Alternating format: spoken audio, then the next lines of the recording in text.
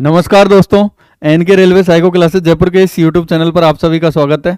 दोस्तों, आज के इस वीडियो में हम बात करने वाले हैं, जैसा कि आप पीछे देख पा रहे हैं, RRB ALP CBT 2 previous year MCQ class 1 यानी प्रीवियस ईयर एग्जाम में आए हुए क्वेश्चन सीबीटी 2 में हम डिस्कस करने वाले हैं डीजल मैकेनिक ट्रेड के। और दोस्तों, जैसा कि आप यहाँ पे देख पा रहे हैं, technical trade theory with practical, यानी हम जो है ट्रेड थ्योरी को प्रैक्टिकल के साथ पढ़ेंगे बैच के अंदर। तो दोस्तों, चलते हैं बिना किसी देरी के। आज के जो वीडियो का टॉपिक है वो RRB ALP CBT 2 previous year exam में आए हुए क्वेश्चन मैकेनिक डीजल ट्रेड के। तो दोस्तों देखें, सबसे पहले हम बात करें दोस्तों पहले क्वेश्चन की। तो क्वेश्चन नंबर 1 हमारे सामने है, इंजन वाल्व बंद रहते हैं। ये क्वेश्चन प्रीवियस ईयर एग्जाम में आया हुआ है, इंजन वाल्व बंद रहते हैं। तो इंजन वाल्व क्या होता है, सबसे पहले तो आपको पता होना चाहिए। देखें, टेक्निकल ट्रेड थ्योरी में आप जब तक क्वेश्चंस को नहीं कर पाएंगे, जब तक आपने प्रैक्टिकली रूप से चीजें नहीं देखी होंगी, नहीं तो फिर आप रटोगे, तुक्का मारोगे, यही सब करोगे। तो आपके दिमाग में यदि प्रैक्टिकल रूप से चीजों को आपने देखा हुआ है तो आप किसी भी क्वेश्चन पे फंसेंगे नहीं, गारंटी है इस बात की। तो देखें, इंजन वाल्व बंद होते हैं तो वाल्व कुछ इस प्रकार का डिवाइस होता है जो कि आपको सामने दिख रहा है। डिवाइस कह लो या इंजन का पार्ट्स कह लो, है ना। देखें भाई, तो इंजन वाल्व बंद रहते हैं तो कुछ ऑप्शन है आपके सामने, जैसा कि आप यहाँ पे देख पा रहे हैं। वाल्व स्प्रिंग द्वारा, स्प्रिंग आपको दिखाई गई है। टैपिट द्वारा, टैपिट का एक अन्य नाम वाल्व लिफ्टर भी है, तो वाल्व टैपिट या वाल्व लिफ्टर द्वारा, है ना। अब आप में से बहुत सारे लोगों ने देखे नहीं होंगे, तो हम दिखाएंगे, देखेंगे और कराएंगे, करेंगे, है ना। वाल्व लॉक द्वारा, इधर वाल्व की आपको स्टेम दिख रही है, स्टेम का जो लॉकिंग ग्रुप कटा हुआ है, इसमें ये 2 वाल्व लॉक लगते हैं जो आसपास पड़े हुए हैं। यहां पर बात करें वाल्व गाइड की, तो ये वाल्व गाइड है। वाल्व गाइड का कार्य होता है वाल्व को एक सीधी रेखा में सिलेंडर हेड के अंदर जो है गमन कराना, वाल्व गाइड का कार्य है। ये जो लंबा सा पाइप सा देख पा रहे हैं, ये वाल्व गाइड है। ये वाल्व लॉक है, ये वाल्व की स्टेम है, ये वाल्व लॉकिंग ग्रुप है। बाकी हम वाल्व पे डिस्कस करेंगे। ये स्टेम हो गई, ये इसका फेस हो गया, है ना, वाल्व का हेड हो गया, मार्जिन हो गया। देखें, वो सब वाल्व के टॉपिक पे डिस्कस करेंगे। अब क्वेश्चन हमारे सामने क्या है कि इंजन वाल्व बंद रहते हैं, तो इंजन वाल्व बंद किसके द्वारा रहते हैं इन 4 ऑप्शंस में से। तो इस क्वेश्चन का जवाब देने के लिए हम थोड़ा सा एक डायग्राम पे चलेंगे पहले। तो देखें भाई, ये डायग्राम है, हम देखेंगे कि वाल्व किस प्रकार खुलते हैं। तो देखो भाई, सबसे पहले हम बात करें, यहां पर क्रैंक शाफ्ट, ये आप जो देख पा रहे हैं ये क्रैंक शाफ्ट है, और क्रैंक शाफ्ट से चाल मिल रही है यहां पर, ये केम शाफ्ट है। और केम शाफ्ट पर ये जो उभरा हुआ भाग है, ये वाला केम लॉब है जो आप देख पा रहे हैं, ये केम लॉब। अब ये वाला केम लॉब घूम के ऊपर आने वाला है, तो इस लिफ्टर को, जो हमने अभी देखा था वाल्व टैपिट या लिफ्टर, इसी को बोला जाता है। इसको ऊपर लिफ्ट करेगा, ये ऊपर उठेगा तो ये पुश रॉड को धक्का देगा, ये वाली रॉड पुश रॉड कहलाएगी।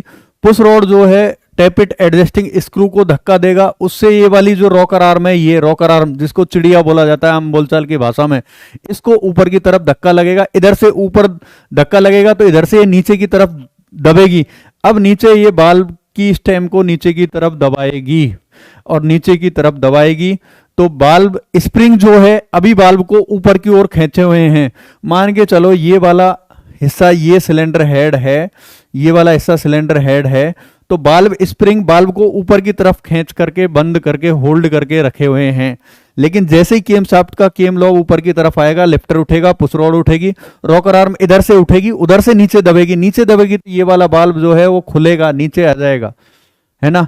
तो स्प्रिंग टेंशन के विरुद्ध इसको खोलने का कार्य काम केम शाफ्ट करती है आपके टैपिट और ये पुश रॉड और रॉकर आर्म की सहायता से, ठीक है। लेकिन जैसे ही ये गोल भाग घूम करके उधर चला जाएगा, धीरे धीरे इस लिफ्टर पे से केम लॉब का जो दबाव है वो हट जाएगा, और हटेगा तो लिफ्टर नीचे आएगा, पुश रॉड नीचे आएगी, रॉकर आर्म नीचे आएगी। स्प्रिंग का जो टेंशन था, उस स्प्रिंग टेंशन के कारण वाल्व फिर से क्या हो जाएगा, नीचे से हटके ये बंद हो जाएगा। तो वाल्व को बंद करके कौन रखता है, हमारा सवाल ये था। तो इसका सही जवाब है वाल्व स्प्रिंग। क्लियर है भाई। तो देखते हैं, चलते हैं पीछे क्वेश्चन पर। इंजन वाल्व बंद रहते हैं वाल्व स्प्रिंग टेंशन के द्वारा, वाल्व लॉक द्वारा, बाल्ब टैपेट या लिफ्टर द्वारा, बाल्ब गाइड द्वारा। तो राइट आंसर होगा हमारा बाल्ब स्प्रिंग के द्वारा। तो ये हम डिस्कस कर चुके हैं। चलते हैं नेक्स्ट क्वेश्चन की तरफ। नेक्स्ट क्वेश्चन है हमारा प्रीवियस ईयर एग्जाम में आया हुआ, टीडीसी से बीडीसी की दूरी क्या कहलाती है। तो टीडीसी क्या है, बीडीसी क्या है। टीडीसी मतलब टॉप डेड सेंटर, बीडीसी मतलब बॉटम डेड सेंटर। तो हम अभी डिस्कस कर लेते हैं, आपके समझ में आ जाएगा भाई।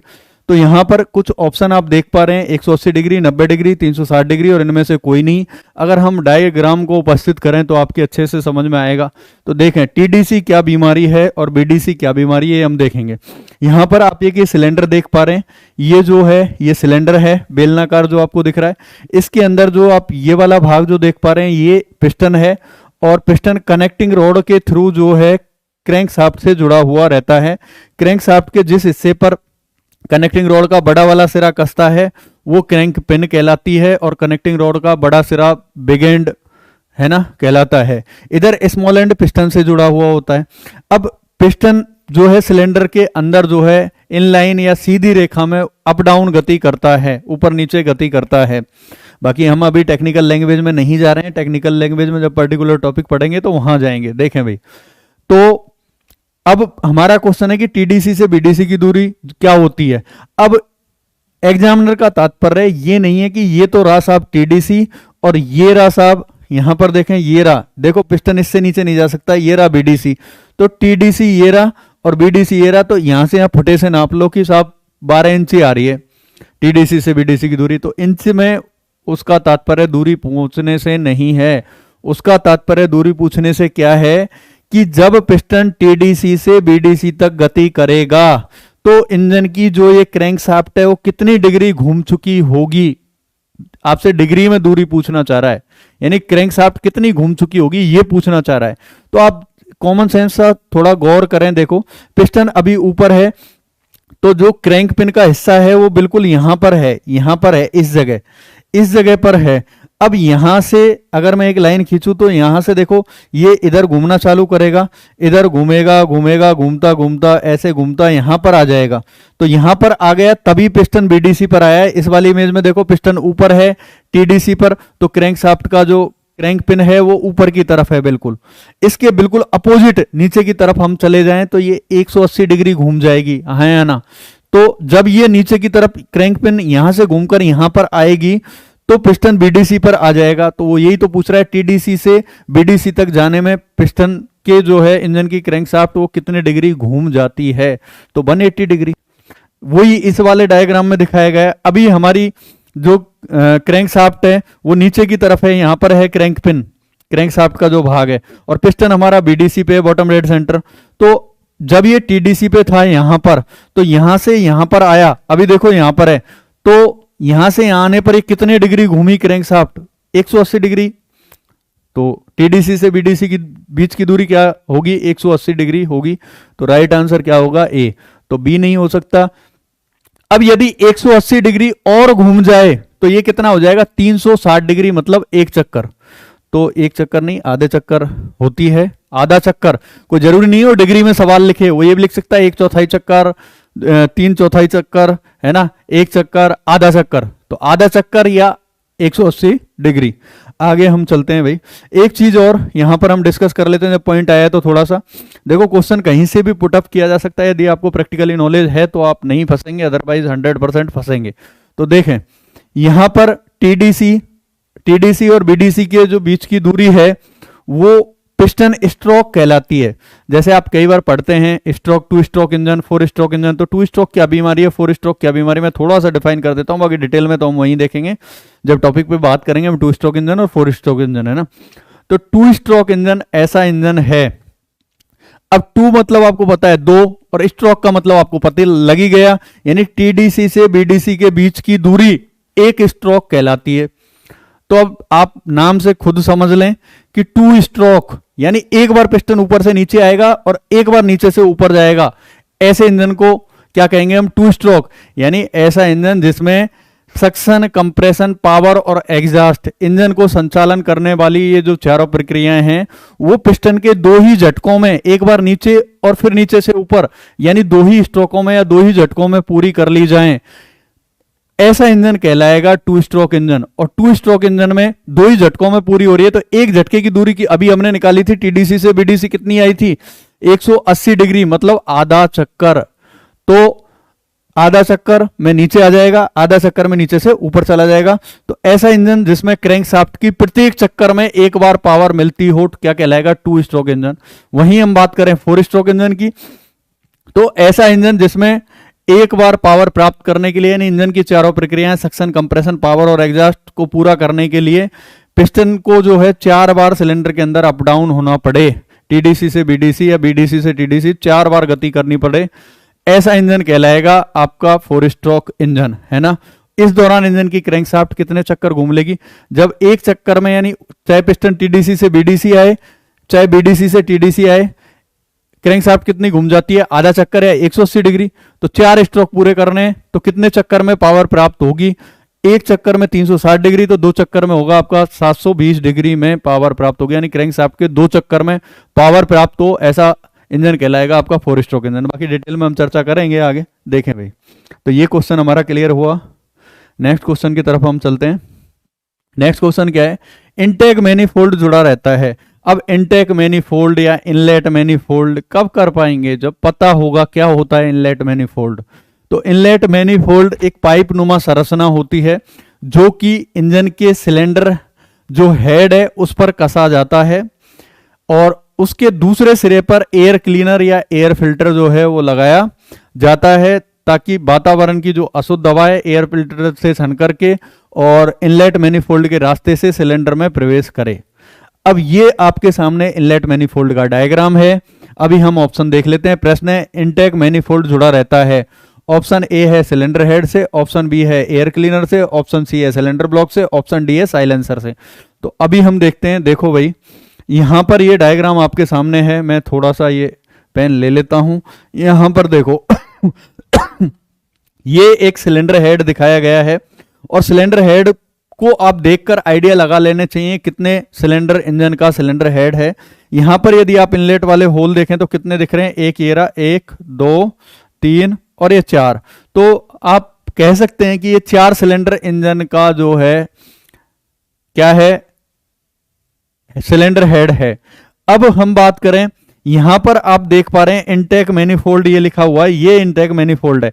तो ये इनटेक मैनिफोल्ड यहां पर पैकिंग लगा करके इस जगह कसा जाएगा, इस जगह कसा जाएगा। तो जो इनटेक मैनिफोल्ड है वो किससे जुड़ा रहता है, यही प्रश्न में पूछा गया है। तो राइट आंसर होगा सिलेंडर हेड से। दिख रहा है, ब्लॉक से नहीं होता है, साइलेंसर से। तो एग्जॉस्ट मैनिफोल्ड जुड़ता है जो कि इधर है, ये रहा एग्जॉस्ट मैनिफोल्ड, ये लिखा हुआ, ये वाला इधर कसेगा दूसरी साइड में। इनटेक मैनिफोल्ड के जस्ट अपोजिट होता है एग्जॉस्ट मैनिफोल्ड, तो ये उधर कसेगा। क्लियर है भाई। तो हमारा ऑप्शन बचा सिर्फ सिलेंडर हेड। अब बात कर लेते हैं हम एयर क्लीनर की। ये थोड़ा क्वेश्चन सस्पेंसिव है। एयर क्लीनर भी इनलेट मैनिफोल्ड पर ही लगा होता है, यानी ये इनलेट मैनिफोल्ड लगेगा सिलेंडर हेड पर और इस पर लगेगा एयर क्लीनर। जैसे ये मैंने लगा दिया एयर क्लीनर। अब एयर क्लीनर का काम क्या है, वातावरण की जो अशुद्ध हवा है उसको छान करके इनलेट मैनिफोल्ड के थ्रू इंजन के सिलेंडर के अंदर भेजना। तो इनलेट मैनिफोल्ड से भी जुड़ा रहता है जनरली, लेकिन अगर इस क्वेश्चन में हम प्रबलता देखें किस ऑप्शन की दावेदारी अधिक है, तो सिलेंडर हेड राइट आंसर होगा। नेक्स्ट क्वेश्चन देखें। अगला क्वेश्चन देखते हैं। विस्कोसिटी से तात्पर्य है। तो विस्कोसिटी क्या है, विस्कोसिटी मतलब श्यानता, और श्यानता मतलब देखते हैं, मैं अभी बताऊंगा, पहले ऑप्शन आ जाने दो।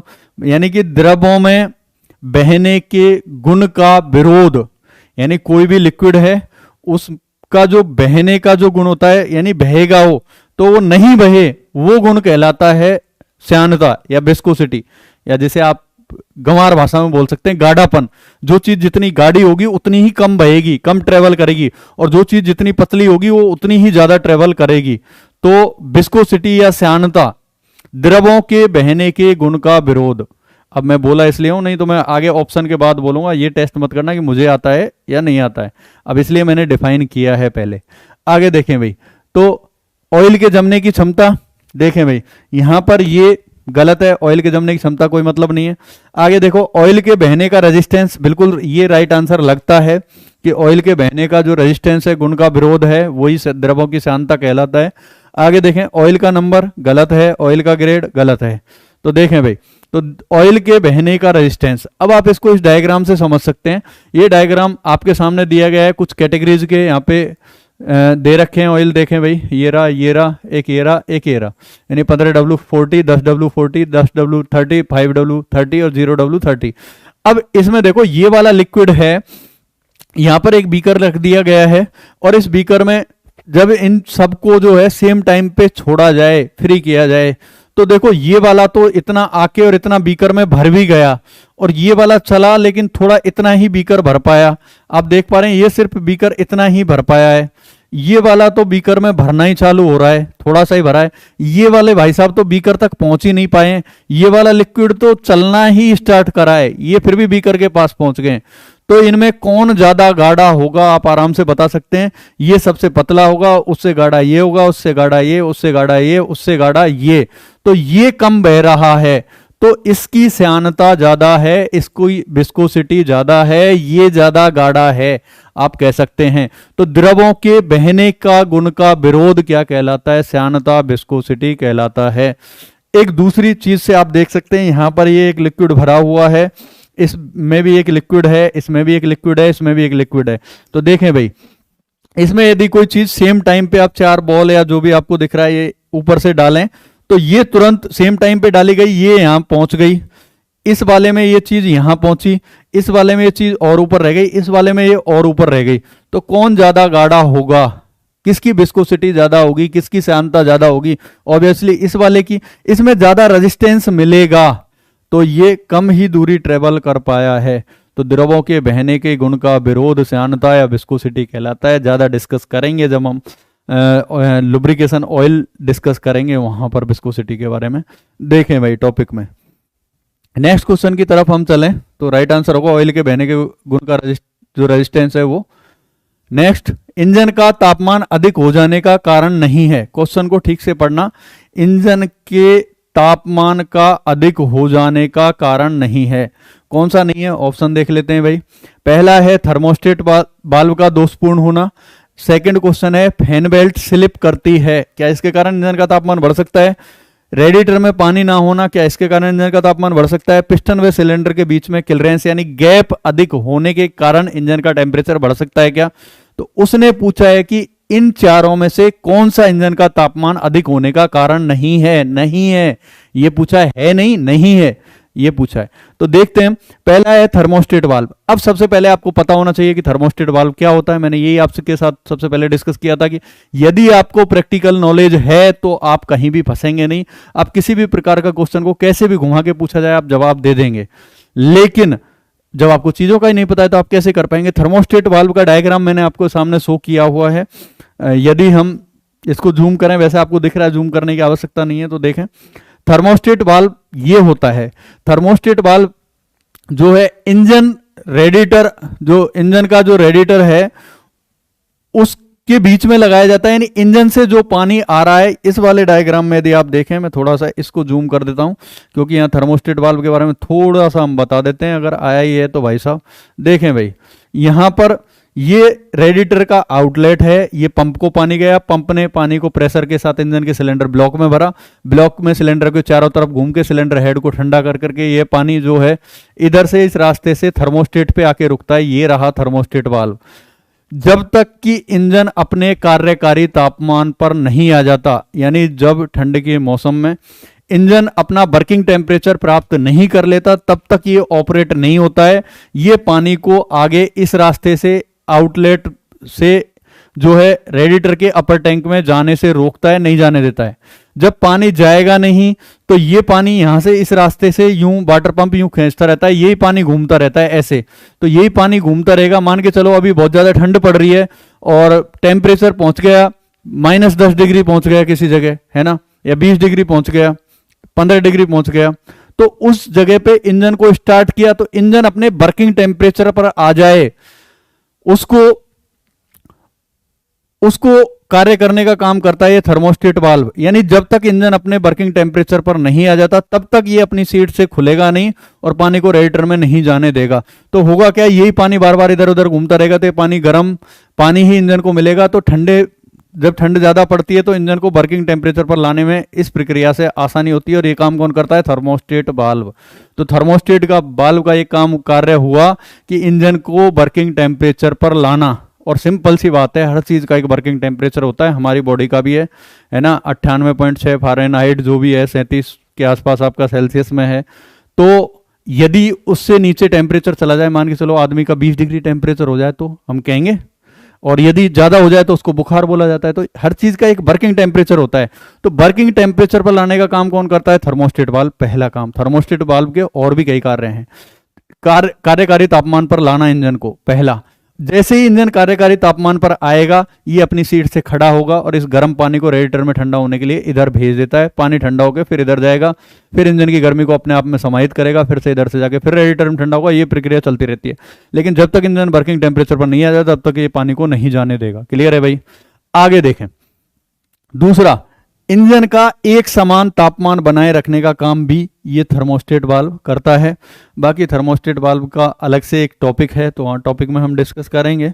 एक क्वेश्चन ये पूछा जाता है एग्जाम में थर्मोस्टेट वाल्व के बारे में कि आता ही आता है थर्मोस्टेट वाल्व से 100% एक क्वेश्चन आना है। दो ऑप्शन जो मैंने अभी आपको बताए उनमें से एक आएगा 100%, या फिर ये पूछा जाएगा कि थर्मोस्टेट वाल्व की लोकेशन पूछी जाती है कि थर्मोस्टेट वाल्व कहाँ लगा होता है। तो इंजन का जो ये आउटलेट है, इंजन से पानी बाहर निकल रहा है इस रास्ते से, तो इंजन आउटलेट पर लगा होता है। इंजन आउटलेट और रेडिएटर का इनलेट, इन दोनों के बीच में लगा होता है थर्मोस्टेट वाल्व। ये 1000 बार एग्जाम में पूछा हुआ क्वेश्चन है, पूछता है और पूछेगा, तो भाई ध्यान देना। तो अगर ये दोषपूर्ण हो जाए तो निश्चित रूप से इंजन का टेम्परेचर, तापमान बढ़ जाएगा। तो इंजन का हमारा क्वेश्चन क्या है, देखो दोबारा से। इंजन का तापमान अधिक हो जाने का कारण नहीं है।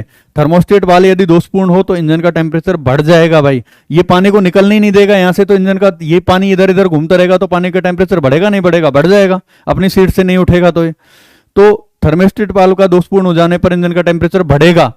वो कह रहा है कारण नहीं है, उसने नहीं पूछा है ना।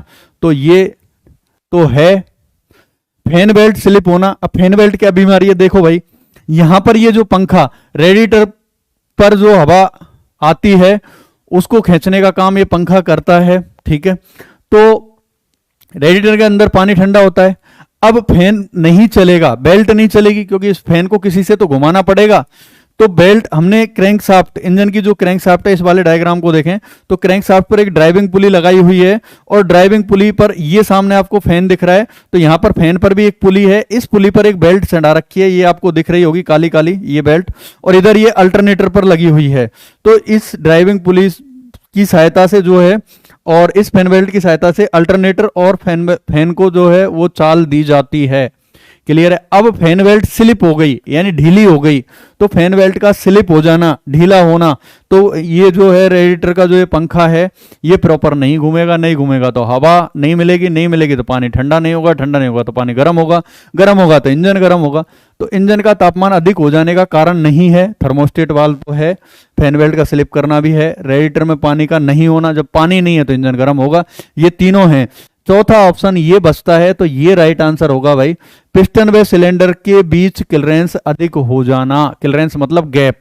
अब इसको भी हम एक डायग्राम के माध्यम से समझ लेते हैं। पिस्टन और सिलेंडर के बीच में गैप अधिक हो जाना, तो ये आपके सामने ही है। मैं थोड़ा सा इसको जूम करता हूं, देखें भाई, ये रहा आपके सामने पिस्टन, यानी ये वाला भाग सिलेंडर लाइनर है, इसके अंदर ये वाला आप जो देख पा रहे हैं ये पिस्टन है। ये कनेक्टिंग रॉड का पिस्टन बॉक्स में गजन पिन की सहायता से स्मॉल एंड, यहाँ पर ये ब्रास बियरिंग की सहायता से जो बिग एंड है ये क्रैंकशाफ्ट पर कसा जाता है। अब देखो बात हो रही है यहां पर और यहां पर जो ये गैप है, अगर ये बढ़ जाए तो क्या इंजन गर्म होगा? नहीं, क्योंकि यहां पर सिलेंडर और पिस्टन की दीवार के बीच में अगर गैप बढ़ेगा तो क्या क्या चीजें हो सकती हैं। यहां पर देखो गैप बढ़ेगा तो इंजन का जो कंप्रेशन स्ट्रोक के दौरान कंप्रेशन है वो लीक होगा। दूसरा, यहां पर लुब्रिकेशन ऑयल आएगा, ऑयल ऊपर जाकर के कंबशन यानी पावर स्ट्रोक के दौरान जलेगा, ऑयल खपत बढ़ जाएगी। कंप्रेशन लीक होगा तो हो सकता है इंजन स्टार्ट भी ना हो, स्टार्ट हो भी जाए तो यहां से जाकर के ऊपर ऑयल जलेगा। अगर स्टार्ट हो भी गया तो जितना एचपी का उतनी पावर डेवलप नहीं कर पाएगा। तो ये कारण तो हो सकते हैं, लेकिन सिलेंडर और पिस्टन के बीच में यहाँ पे गैप बढ़ जाए उसके कारण इंजन गर्म हो जाए, ये जो है बिल्कुल भी पॉसिबल नहीं है भाई। तो ये ऑप्शन गलत है, ये कारण नहीं है और यही हमारे प्रश्न में पूछा गया है। तो फिर से देखेंगे, इंजन का ताप अधिक होने का कारण नहीं है, तो राइट आंसर होगा पिस्टन व सिलेंडर के बीच का क्लियरेंस अधिक हो जाना, ये इंजन का तापमान बढ़ने का कारण नहीं है। नेक्स्ट क्वेश्चन पे चलते हैं। अब देखो, मैं चाहता तो एक एक लाइन में इस क्वेश्चन को थोड़ी देर में इस पीपीटी को खत्म कर सकता था, लेकिन एक्चुअल में क्वेश्चन के भीतर क्वेश्चन छुपा रहता है, तो यदि आप थोड़ा डिटेल में नहीं पढ़ेंगे तो आप नहीं कर पाएंगे। आगे देखते हैं, कौन सा टेस्ट इंजेक्टर से संबंधित नहीं है? इंजेक्टर जो है सिलेंडर के अंदर डीजल का स्प्रे करने का कार्य करता है, एक जो है यूनिक फॉर्म में। यदि गर्म हवा पर इंजेक्टर की सहायता से एक यूनिक फॉर्म में स्प्रे किया जाए तो गर्म हवा के संपर्क में आते ही डीजल जो है वो जल जाता है। तो ये कार्य कौन करता है? इंजेक्टर महोदय, जिसको अंतःक्षेपक कहते हैं, वो करता है भाई, है ना। तो इंजेक्टर, कौन सा टेस्ट इंजेक्टर से संबंधित नहीं है? तो देख लेते हैं, कुछ ऑप्शन है आपके सामने, pressure test, leakage test, spray test और एयर टेस्ट। यदि आप गांव से ताल्लुकात रखते हैं तो आपने देखा होगा, हमारे जो डबल व्हील का इंजन था, जो ट्यूबवेल वगैरह पे लगा रहता था, उसमें नोजल पंप होते थे। पंप मतलब फ्यूल इंजेक्शन पंप, प्लेंजर, जिससे अपन रेस बढ़ाते थे, और दूसरा एक इंजेक्टर जो कि आप यहाँ भी देख पा रहे हैं, नोजल। तो नोजल सिलेंडर के अंदर जो है स्प्रे करता था पिस्टन के ऊपर पावर स्ट्रोक के दौरान, जिससे इंजन स्टार्ट होता था। ठीक है, अब कई बार हमारे नोजल पंप खराब हो जाते थे, खराब फ्यूल के उपयोग के कारण, या एक लंबी अवधि में, या फिर जो है फ्यूल में जो है कचरा वगैरह चला जाए उसके कारण। तो कौन सा टेस्ट है, आपसे यही पूछा है, इंजन से संबंधित नहीं है, इंजेक्टर से संबंधित। तो हम लेके जाते थे नोजल पंप वाले के पास, या फिर जो सिंगल व्हील वाला भी इंजन होता है जो कि जनरेटर वगैरह में लगा होता है, तो उसके भी नोजल पंप कराए होंगे, यदि आपके हो या आप टच में हो तो जानते हैं इतना। तो प्रेशर टेस्ट आपने देखा होगा, जब वो इंजेक्टर को टेस्ट करता है तो ये प्रेशर गेज आपको दिख रहा है, तो कितने पीएसआई पर इंजेक्टर को सेट करना है, तो ये प्रेशर टेस्ट से टेस्ट करके देखता है। तो प्रेशर टेस्ट बिल्कुल इंजेक्टर का होता है। लीक ऑफ टेस्ट भी इंजेक्टर का होता है। तीसरा है स्प्रे टेस्ट। तो यहां पर आप नीचे देखें, आप देख पा रहे होंगे, ये इंजेक्टर है ये रहा, और एक इंजेक्टर ये रहा। इस इंजेक्टर का स्प्रे का फॉर्म कुछ ऐसा है, इस इंजेक्टर का स्प्रे का फॉर्म ऐसा है। तो ये बैड स्प्रे फॉर्म है, ये राइट है। ये वाला ईंधन सरलता से जल जाएगा, ज्यादा पावर जो है डेवलप करेगा, इंजन का सिलेंडर पूरा जलेगा, इसमें ईंधन का दहन प्रॉपर नहीं होगा। तो ये स्प्रे टेस्ट की इमेज है, ये आपके प्रेशर टेस्ट की इमेज है, लीक ऑफ टेस्ट की इमेज है। यहां पर देखें, वही पूछा है कौन सा टेस्ट इंजेक्टर से संबंधित नहीं है, तो यहां पर pressure test, leakage test, spray test सभी हैं। एयर टेस्ट इंजेक्टर का कोई नहीं होता है, तो ये ऑप्शन गलत है। एयर टेस्ट नाम की कोई चीज नहीं होती है इंजेक्टर के साथ में, तो राइट आंसर डी होगा भाई। चलते हैं नेक्स्ट क्वेश्चन पर। ईसी इंजन किस इंजन को कहा जाता है? अब यूट्यूब चैनल पर थ्योरेटिकल क्लास 1 के नाम से एक वीडियो पड़ा हुआ है, पूरा समझाया है, ईसी, आईसी, एसआई, सीआई सब कुछ समझाया है, वो जाके आप देखें। बाकी मैं डिटेल में मोटा मोटा बताता हूँ। EC engine, external combustion engine किसको कहा जाता है, यानी बाह्य दहन इंजन किसको कहा जाता है? अब बाह्य दहन मैं बोल रहा हूं तो एक भीतरी दहन भी होगा, यानी internal combustion engine, short form जिसकी होगी आईसी, और ये है ईसी, एक्सटर्नल कंबशन इंजन, यानी बाह्य दहन इंजन। तो ऐसा इंजन जिसमें ईंधन का दहन इंजन के सिलेंडर के अंदर ना करवा करके सिलेंडर से बाहर किसी निश्चित स्थान पर करवाया जाए, क्या कहलाएगा? बाह्य दहन इंजन कहलाएगा, ईसी इंजन कहलाएगा, एक्सटर्नल कंबशन इंजन कहलाएगा। तो भाई साहब वो यही पूछ रहा है, ईसी इंजन किस इंजन को कहा जाता है, यानी बाह्य दहन इंजन किस इंजन को कहा जाता है। तो यहां पर हम देखें, 4 ऑप्शन आपके सामने, steam engine, petrol engine, diesel engine और सीएनजी इंजन। तो हम चलते हैं इन चारों ही इंजनों पर। हमारा मार्कर कहां है भाई? ये रहा। अब देखो, अब हम चलते हैं चारों ही ऑप्शंस पर। हमारे सामने डी ऑप्शन की हम बात करें, सीएनजी इंजन, है ना। तो सीएनजी इंजन में भी क्या होता है, देखें भाई, जैसे ये वाला आप देख रहे हैं सीएनजी वाला यहां पर जो इनलेट मैनिफोल्ड है, इसमें सीएनजी प्रवेश कराई जाती है हवा के साथ, और वो सिलेंडर लाइनर है, और इसके अंदर ये पिस्टन है। तो सीएनजी कहां पर जल रही है? सिलेंडर के अंदर जल रही है। तो ऐसा इंजन जिसमें ईंधन का दहन सिलेंडर के अंदर करवाया जाए, क्या कहलाएगा?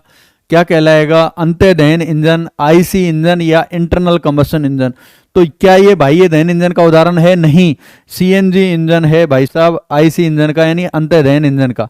अब बात करते हैं हम डीजल इंजन की, जो ऑप्शन आपका सी है।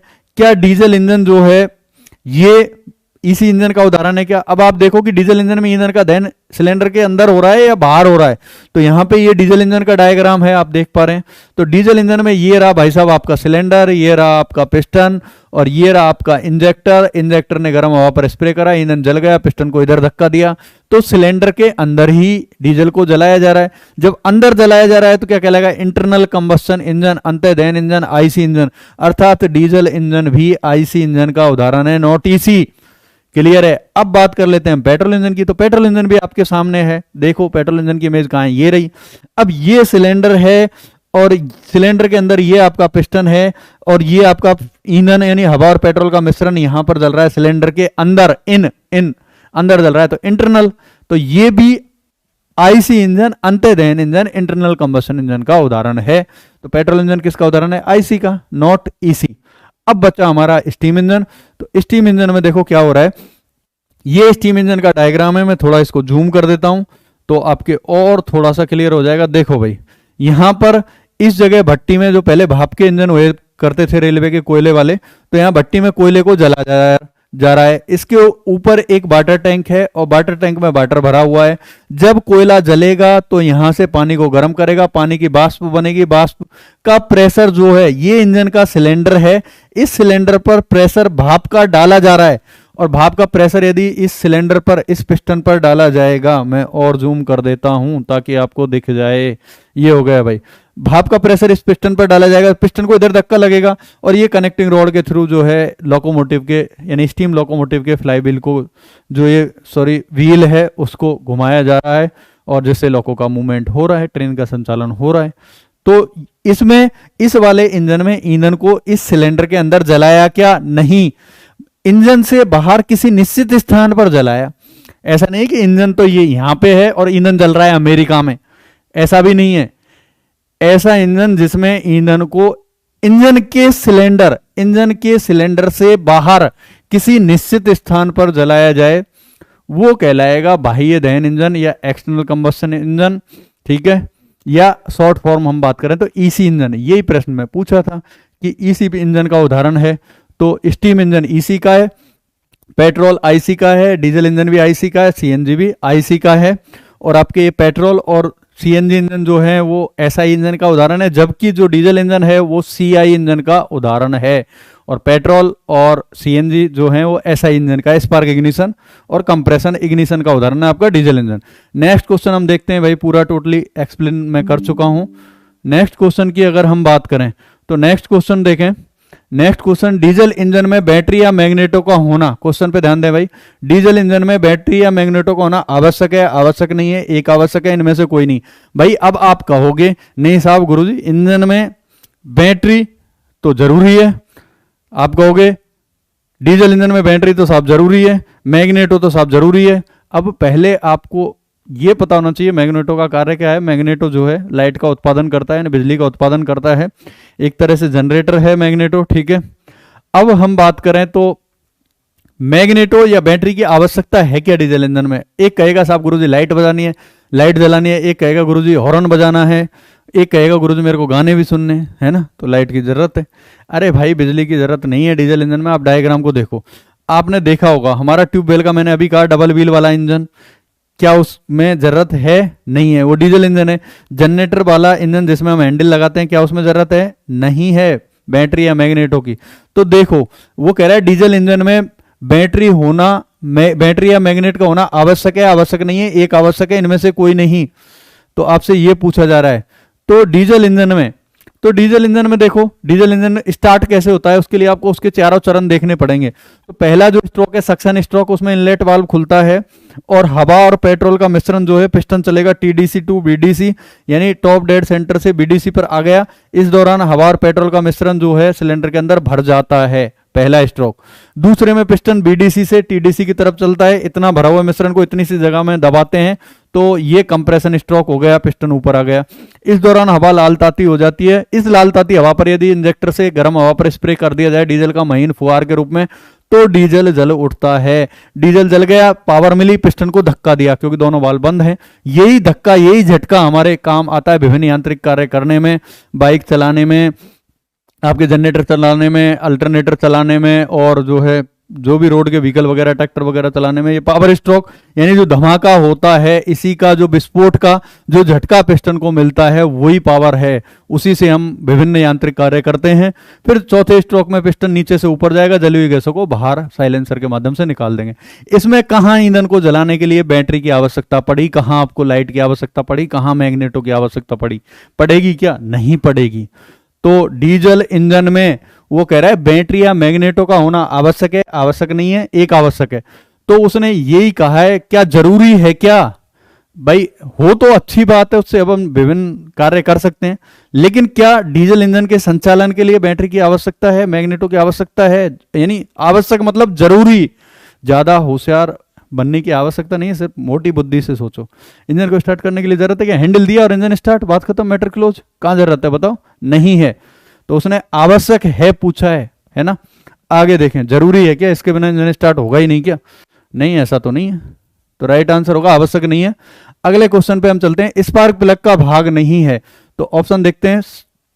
जनरली हम बात करें तो स्पार्क प्लग जो है वो आपके एसआई इंजनों में प्रयोग किया जाता है। एसआई इंजन की अगर हम बात करें, एसआई मतलब स्पार्क इग्निशन इंजन, यानी ऐसे इंजन जिनमें ईंधन को जलाने के लिए स्पार्क प्लग की सहायता से विद्युत चिंगारी देकर के जलाया जाता है, स्पार्क इग्निशन इंजन कहलाता है, एसआई इंजन कहलाता है। एसआई इंजन की हम बात करें तो आपके सीएनजी इंजन यानी गैसोलीन इंजन प्लस पेट्रोल जितने भी इंजन है, चाहे 2 स्ट्रोक हो चाहे 4 स्ट्रोक हो, सभी एसआई इंजन है, स्पार्क इग्निशन इंजन है, और उनमें लगा हुआ होगा 100% ईंधन को जलाने के लिए स्पार्क प्लग। स्पार्क प्लग का भाग नहीं है। अब स्पार्क प्लग आपने देखा होगा तो आप जवाब दे पाएंगे, रटने से काम नहीं चलेगा टेक्निकल के अंदर। देखें भाई, तो यहां पर ये स्पार्क प्लग आपके सामने उपस्थित है। स्पार्क प्लग का हम भाग देख लेते हैं तो आपके समझ में आ जाएगा। पहला वो कह रहा है सेंट्रल इलेक्ट्रोड। क्या स्पार्क प्लग में सेंट्रल इलेक्ट्रोड होता है? तो देखें भाई, ये है सेंट्रल इलेक्ट्रोड, ये यहां से लेकर यहां तक यूं जा रहा रहता है, सेंट्रल इलेक्ट्रोड है ना। तो दूसरा है इंसुलेटर। इंसुलेटर ये रहा है ना, इंसुलेटर भी आपने देखा होगा, लगा रहता है स्पार्क प्लग पे।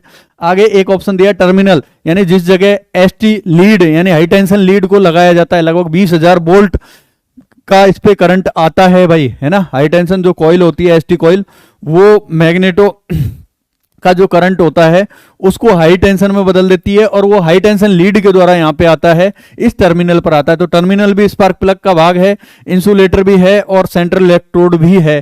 तो ये तीनों ही ऑप्शन ऊपर वाले जो है स्पार्क प्लग का भाग है, लेकिन उसने क्या पूछा? भाग नहीं है, वो बताना है। तो यहां पर बेंजो क्या भाग है क्या? बेंजो आप देख लो, यहां पे बेंजो होगा ही नहीं। ये इंसुलेटर का टिप है, ये वाला जो मुड़ रहा है ये साइड का इलेक्ट्रोड है, ये इनकी थ्रेड्स हैं, ये इसका गैस्केट है, ये इसकी सेल है, बात खत्म, स्पार्क प्लग खत्म। कहां है इसमें बेंजो? बेंजो होता है एक टी टाइप बोल्ट नुमा, एक जो है मतलब टी टाइप आकृति होती है, जो अपने अभी मैं आपको दिखा देता हूं। तो राइट आंसर होगा बेंजो, ये होती है। ये आपने देखा होगा फ्यूल इंजेक्शन पंप का जो इनलेट है, एफआईपी का जो इनलेट है, उस पर लगाई जाती है। यानी ईंधन फिल्टर से जो तेल आ रहा है, लो प्रेशर जो तेल आता है एफआईपी पर, तो एफआईपी पर जोड़ने के लिए लगाई जाती है। इसमें ये बेंजो बोल्ट है, ये वाली बेंजो है, और ये दो बेंजो वाशर लगा करके इसको जो है फिट किया जाता है ना। तो आपने देखा होगा फिल्टर पर, फ्यूल यानी डीजल फिल्टर पर भी ये लगती है, एफआईपी के साथ में भी ये कनेक्ट की जाती है। तो बेंजो स्पार्क प्लग का भाग नहीं है। देखते हैं भाई लास्ट क्वेश्चन। ये क्वेश्चन तो 10 ही थे, लेकिन मैंने कम से कम आपको 50-60 क्वेश्चन करवा दिए अगर आप चीजों को समझेंगे तो। आगे देखें, क्रैंक शाफ्ट मुख्य जनरल और क्रैंक पिन के बीच एक छेद भेदित होता है। क्वेश्चन को ठीक से पढ़ो। अब क्रैंक शाफ्ट देखी होगी तो बताओगे। अब क्रैंक, पहली बात तो क्रैंक शाफ्ट पता होना चाहिए, दूसरी बात उसका मेन जनरल भाग पता होना चाहिए, तीसरी बात उसका क्रैंक शाफ्ट। ये फ्रैंक लिख रहा है भाई, है ना, फ्रैंक नहीं है वो, फ्रैंक प्रैंक प्रैंक जाने क्या क्या होता है, मुझे पता नहीं, तुमको तो पता होगा, है ना। अरे भाई प्रैंक व्रैंक जो भी है ना, ये प्रैंक व्रैंक नहीं है, ये फ्रैंक टाइपिंग एरर है, इसका मतलब है क्रैंक, है ना। मैं इसको कै बना देता हूं, क्रैंक। तो क्रैंक शाफ्ट के मुख्य जनरल और क्रैंक पिन, इन दोनों के बीच में एक होल कटा हुआ होता है, उस होल का कार्य क्या है? छेद भेदित होता है, ये पूछा गया है। तो पहले तो आपको क्रैंक शाफ्ट पता हो, फिर भाई साहब उसका मेन जनरल पता हो, फिर भाई साहब आपको जो है क्रैंक पिन पता हो, फिर उन दोनों के बीच छेद को ढूंढेंगे और फिर बताएंगे भाई क्यों कटा होता है ना। तो देखें, जब भी मैं कहता हूं कि थ्योरी में प्रैक्टिकल जरूरी है, रटने से काम नहीं चलेगा। देखो भाई, क्रैंक शाफ्ट के संतुलन के लिए कतई गलत है ये क्वेश्चन। ये जो ऑप्शन है, सॉरी क्वेश्चन तो सही है, ये ऑप्शन गलत है। क्रैंक शाफ्ट के संतुलन के लिए, बैलेंसिंग के लिए तो वेट होते हैं, ये थोड़ी ना होगा। आगे देखो क्रैंकशाफ्ट का वजन कम करने के लिए, अरे क्रैंकशाफ्ट का वजन कम करने के लिए एक होल से ही वेट कम हो जाएगा क्या उसका? नहीं, ये भी गलत है। कनेक्टिंग रॉड बियरिंग के स्नेहन के लिए काफी हद तक सही है, काफी हद तक नहीं, पूरा ही सही है। क्रैंकशाफ्ट का कंपन कम करने के लिए यानी वाइब्रेशन घटाने के लिए, तो उसके लिए तो वाइब्रेशन डैम्पर प्रयोग किए जाते हैं, तो ये तो नहीं है, तो सी इज राइट आंसर। अब हम देखते हैं, थोड़ा डायग्राम पे डिस्कस करते हैं तो आपके समझ में आएगा। तो मैं यहाँ पे डायग्राम को कर देता हूँ थोड़ा जूम, ताकि आप समझ पाएं अच्छे से और आप कभी भूलें नहीं। ये हमारे सामने उपस्थित हो चुका है भाई साहब डायग्राम, और डायग्राम में यदि आप देखें तो हम दिखा देते हैं आपको। ये इंजन की एक क्रैंकशाफ्ट है, यहां से लेके यहां तक ये क्रैंकशाफ्ट ही है भाई साहब, है ना। और इस क्रैंकशाफ्ट पर यदि मैं आपसे पूछूं ये कितने सिलेंडर इंजन की क्रैंकशाफ्ट है, तो यहां पर आप 4 पिस्टन आप देख पा रहे हैं, तो आप कह सकते हैं कि ये 4 सिलेंडर इंजन की क्रैंकशाफ्ट है। अब ये तो आपने पिस्टन देख के पहचाना, ये पहला पिस्टन, ये दूसरा पिस्टन, ये तीसरा पिस्टन और ये चौथा पिस्टन। अब आपने ये तो कह दिया, अगर ये पिस्टन और कनेक्टिंग रॉड नहीं लगी होती तो कैसे पहचानते आप कितने इंजन की, कितने सिलेंडर की ये क्रैंकशाफ्ट है? तो भाई देखो यहां पर ये लगी हुई है कनेक्टिंग रॉड, कनेक्टिंग रॉड का स्मॉल एंड पिस्टन के साथ पिस्टन बॉस में गजन पिन या पिस्टन पिन की सहायता से दोनों साइड हमारे कान जैसे सर्किलिप लॉक लगा करके फिट कर दिया जाता है। इसी कनेक्टिंग रॉड का जो बिग एंड है, ये बड़ा वाला हिस्सा, ये क्रैंकशाफ्ट के जिस भाग पर कसा जाता है ब्रास बियरिंग लगा करके, वो वाला सिरा जो है क्रैंक पिन कहलाता है, क्रैंक पिन। तो अब पकड़ना, क्रैंक पिन कौन सा हिस्सा हुआ? ये वाला, जिस जगह कनेक्टिंग रॉड का बड़ा सिरा कसा जाता है। एक येरा, मैं गोले कर रहा हूं, एक येरा क्रैंक पिन, एक येरा क्रैंक पिन। तो इसमें कितनी क्रैंक पिन है भाई साहब? 4। तो क्रैंक पिन किसे कहेंगे? यानी क्रैंकशाफ्ट का वह भाग जहां पर कनेक्टिंग रॉड का बड़ा वाला सिरा कसा जाता है, क्या कहलाता है? क्रैंक पिन कहलाता है। इसमें कितनी क्रैंक पिन है? 1 2 3 4। क्लियर है? तो 4 क्रैंक पिन है। जितनी क्रैंक पिन होंगी वो इंजन वो क्रैंकशाफ्ट उतने ही सिलेंडर की होगी। तो ये 4 क्रैंक पिन है, तो 4 सिलेंडर इंजन की क्रैंकशाफ्ट है। अगर मैं चारों पिस्टन और कनेक्टिंग रॉड को हटा लूं तो आपको देखते ही बता देना चाहिए था कि ये कितने सिलेंडर की क्रैंकशाफ्ट है। अब हमसे क्वेश्चन पूछा है, क्रैंक पिन और क्रैंक मेन जनरल के बीच में एक छेद कटा होता है, उस छेद का काटने का कारण क्या है, ये पूछा है। तो अब मेन जनरल ढूंढो। मेन जनरल हमेशा एक सिद्ध में होते हैं। मैं क्रैंक पिन को तो चलो बना देता हूं, बने रहने देता हूं, ये रही क्रैंक पिन। अब मेन जनरल हमेशा एक सिद्ध में होते हैं। मैं मार्कर चेंज कर लेता हूं, नहीं तो तुम कंफ्यूज हो जाओगे। देखें भाई, यहां पर ये आप होल जो देख पा रहे हैं, ये कलर क्यों चेंज नहीं हुआ भाई? इसका होना चाहिए था। देखें अब हो गया। ये आप देख पा रहे हैं, ये वाला होल और ये वाला होल, और आपका ये इधर होल दिख नहीं रहा, नीचे की तरफ चला गया, और एक ये और एक ये, है ना। तो ये सब जो एक सिद्ध में आप देख पा रहे हैं, मैं थोड़ा सा डॉट बनाऊंगा यहाँ पे छोटा वाला, ये वाला पूरा, ये वाला हिस्सा यहां से यहां तक, यानी यहां से यहां तक ये वाला जो गोल है, ये एक क्रैंक मेन जनरल हुआ, ये एक क्रैंक मेन जनरल हुआ, ये एक क्रैंक मेन जनरल हुआ, ये एक क्रैंक मेन जनरल हुआ, ये एक क्रैंक मेन जनरल हुआ। ठीक है, तो 4 सिलेंडर इंजन की अगर क्रैंक शाफ्ट है तो 5 क्रैंक जनरल होंगे। एग्जाम में कई बार ये क्वेश्चन पूछा गया है कि 4 सिलेंडर इंजन की क्रैंक शाफ्ट में मेन जनरलों की, मुख्य जनरलों की संख्या क्या होती है? तो 5। और क्रैंक शाफ्ट की जो 4 सिलेंडर इंजन की क्रैंक शाफ्ट है उसमें क्रैंक पिन की संख्या कितनी होती है? क्रैंक पिन ये रही, 1 2 3 और ये 4। अगर क्रैंक पिन पूछे तो 4 और मेन जनरल पूछे तो 1 2 3 4 और 5। अब मेन जनरल क्या है? क्रैंक शाफ्ट का वह भाग जो इंजन के क्रैंकेस हाउसिंग पर आधार प्रदान करता है, जिस जगह कसा जाता है, मेन जनरल कहलाता है। मेन जनरलों की पहचान ये कि हमेशा एक सीध में होंगे, एक ही लाइन में होंगे। तो ये 5 मेन जनरल हैं और एक आपके 4 इस पे क्या है? क्रैंक पिन हैं। तो अब क्वेश्चन क्या, इसके एक साइड देखो क्या कसा हुआ है? फ्लाई व्हील, है ना। इधर आपकी बी बेल्ट ये लगी हुई है, ये ड्राइविंग पुली है, ये आपकी जो है टाइमिंग चेन है। अब हम बात कर लेते हैं, देखो यहां पर भी जैसा कि इंडिकेट किया गया है, ये मेन जनरल है। अब देखो, अब बात क्या हो रही थी? बात ये हो रही थी कि भाई साहब अब आपके समझ में आ गया कि ये तो है, ये वाला हिस्सा तो है क्रैंक पिन और सॉरी क्रैंक मेन जनरल, और ये वाला है क्रैंक पिन। ये तो यहां से यहां तक एक होल कटा होता है ऐसे, इस होल को काटने का यानी छेदित करने का कारण क्या है, ये क्वेश्चन पूछा गया है। तो इसका कारण क्या है कि यहां पर फोर्स फीड सिस्टम के द्वारा ऑयल का प्रेशर आता है, इस होल से ऑयल इसमें जाता है, यहां पर लगी हुई जो मेन जनरल बियरिंग है उसका लुब्रिकेशन करता है, फिर इस होल से आगे बढ़कर के क्रैंक शाफ्ट के इस क्रैंक पिन पर जाता है। क्रैंक पिन पर यहां पर कनेक्टिंग रॉड का जो है बिग एंड सिरा ब्रास बियरिंग की सहायता से लगा हुआ होता है, तो ब्रास बियरिंग का प्लस इस क्रैंक पिन का लुब्रिकेशन करता है। फिर से ये वाला होल यहां से इस क्रैंक मेन जनरल पर गया, मेन जनरल पर यहां पर मेन बियरिंग का इसने लुब्रिकेशन किया, फिर ये होल यहां से यहां क्रैंक पिन पर कटा हुआ होगा, तो यहां के इस कनेक्टिंग रॉड के बिग एंड बियरिंग और इसका लुब्रिकेशन करेगा, यहां से फिर ये मेन जनरल पर जाएगा, यहां मेन जनरल बियरिंग का लुब्रिकेशन करेगा, फिर ये क्रैंक पिन पर जाएगा, फिर ब्रास बियरिंग का लुब्रिकेशन करेगा, फिर ये मेन जनरल पर जाएगा, फिर ये क्रैंक पिन पर जाएगा, यहां लुब्रिकेशन करेगा, फिर ये यहां जाएगा। ऐसे ये एक होल कटा हुआ होता है। इस होल को काटने का कारण क्या है, तो राइट आंसर हमारे ऑप्शंस के अकॉर्डिंग भाई साहब कनेक्टिंग रॉड के बियरिंग को लुब्रिकेशन करना। बात खत्म। अब देख लो क्वेश्चन को दोबारा। भाई बहुत सारी चीजें समझाई है मैंने इसमें, है ना, होने को ये 10 ही क्वेश्चन थे लेकिन समझाया बहुत कुछ है। क्रैंक शाफ्ट मुख्य जनरल और क्रैंक पिन के बीच एक छेद भेदित होता है, क्यों बना होता है? क्रैंक शाफ्ट के संतुलन के लिए। गलत है। क्रैंक शाफ्ट के संतुलन के लिए होता है क्या? नहीं, नहीं होता है भैया, नहीं होता है। देखो तो ये गलत। क्रैंक शाफ्ट का वजन कम करने के लिए गलत। क्रैंक शाफ्ट का कंपन घटाने के लिए गलत। वाइब्रेशन डैम्पर प्रयोग किए जाते हैं। कनेक्टिंग रॉड बियरिंगों के स्नेहन के लिए। This is the right answer. Clear है भाई?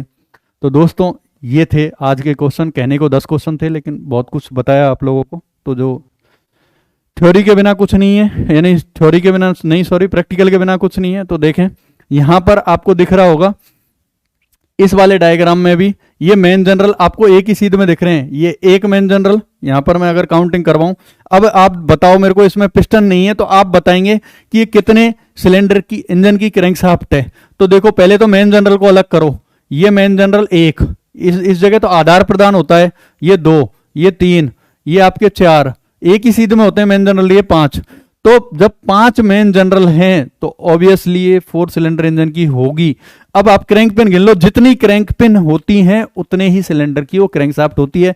एक क्रैंक पिन, 2 क्रैंक पिन, भाई साहब तीसरी क्रैंक पिन, और ये चौथी क्रैंक पिन। तो 4 क्रैंक पिन है तो एक कनेक्टिंग रॉड और पिस्टन तो इस पर लगेगा, एक कनेक्टिंग रॉड और पिस्टन इस पर लगेगा, एक कनेक्टिंग रॉड और पिस्टन भाई साहब इस पर लगेगा, एक कनेक्टिंग रॉड और पिस्टन इस पर लगेगा। तो ये कुल मिला के 4 सिलेंडर इंजन की क्रैंक शाफ्ट है। प्रश्न यही था कि यहां से यहां एक होल कटा होता है, किस लिए? Connecting rod, big end bearing, brass bearing के लुब्रिकेशन के लिए। That's all. क्लियर है भाई? तो दोस्तों मिलते हैं नेक्स्ट क्लास में। तो देखें बाकी आगे थोड़ा कुछ है वो देख लेते हैं। ALP CBT2 टेक्निकल की फ्री बुक PDF और यदि नोट्स आपको चाहिए तो क्या करना है मैं बता देता हूं। ALP CBT2 technical online class के लिए गूगल प्ले स्टोर से आप NK रेलवे साइको क्लासेस का ऐप इंस्टॉल कर सकते हैं। यानी कोई ज़रूरी नहीं है आप क्लास करें, है ना, आपकी इच्छा हो तो आप करें, है ना, आप ऐसा कोई प्रेशर या दबाव नहीं है। ALP CBT2 टेक्निकल की फ्री बुक PDF और नोट्स आपको चाहिए, आप ऑनलाइन क्लास लेना चाहते हैं तो गूगल प्ले स्टोर से NK रेलवे साइको क्लासेस का ऐप आप इंस्टॉल कर सकते हैं। आगे हम बात करें कॉल के लिए, यानी आप कॉल और व्हाट्सअप भी कर सकते हैं। क्लास से संबंधित कोई क्वेरी है तो 9783038080 नंबर पे। आगे हम देखें न्यू बैच स्टार्ट ऑनलाइन, यानी हम अभी टेक्निकल का RRB ALP CBT2 का एक ऑनलाइन बैच स्टार्ट कर रहे हैं और वो 30 नवंबर से होगा। ज़्यादा क्वेरी के लिए आप 9783038080 पे कॉल कर सकते हैं। RRB ALP CBT2 technical trade theory with practical. तो देखें भाई सबसे इंपॉर्टेंट चीज़ जो है वो यही है कि हम ट्रेड थ्योरी पढ़ाएंगे, साथ में हम प्रैक्टिकल भी कराएंगे। और जब तक आप प्रैक्टिकल नहीं करेंगे आप चीज़ों को भूलेंगे। यदि आपने प्रैक्टिकली रूप से चीज़ों को देखा हुआ है तो क्वेश्चन को कैसे भी डाइवर्ट करके घुमा दिया जाए आप कभी फंसेंगे नहीं। आप जैसे मैं पढ़ा रहा हूँ आप वैसे बोल पाएंगे, आपके माइंड के अंदर सारी चीज़ें बस जाएंगी। रटना एक अलग चीज़ होती है ना, रटना और तुक्के लगाना, है ना, तो और एक है समझना चीज़ों को देखा हुआ। यदि आपने देखा हुआ है, सामने किसी को करते हुए देखा हुआ है तो आप फंसते नहीं हैं, आप कॉन्फिडेंस के साथ कह सकते हैं क्वेश्चन को, चाहे कितना भी डाइवर्ट करने की एग्जामिनर जो है वो कोशिश करे। तो इलेक्ट्रीशियन, डीजल मैकेनिक, फिटर, ये 3 ट्रेड हम बैच चलाएंगे। Engineering drawing plus workshop calculation. तो दोस्तों ये था आज के वीडियो में प्रीवियस ईयर के क्वेश्चन जो हमने डिस्कस किए। दोस्तों अगर ये वीडियो आपको अच्छा लगा हो तो वीडियो को ज़्यादा से ज़्यादा शेयर करें, वीडियो को लाइक करें और YouTube चैनल को जो है ज़रूर सब्सक्राइब करें इसी प्रकार की वीडियो देखने के लिए। मिलते हैं किसी नेक्स्ट वीडियो में, तब तक के लिए आप सभी के लिए ये वीडियो देखने के लिए बहुत बहुत धन्यवाद। Thank you.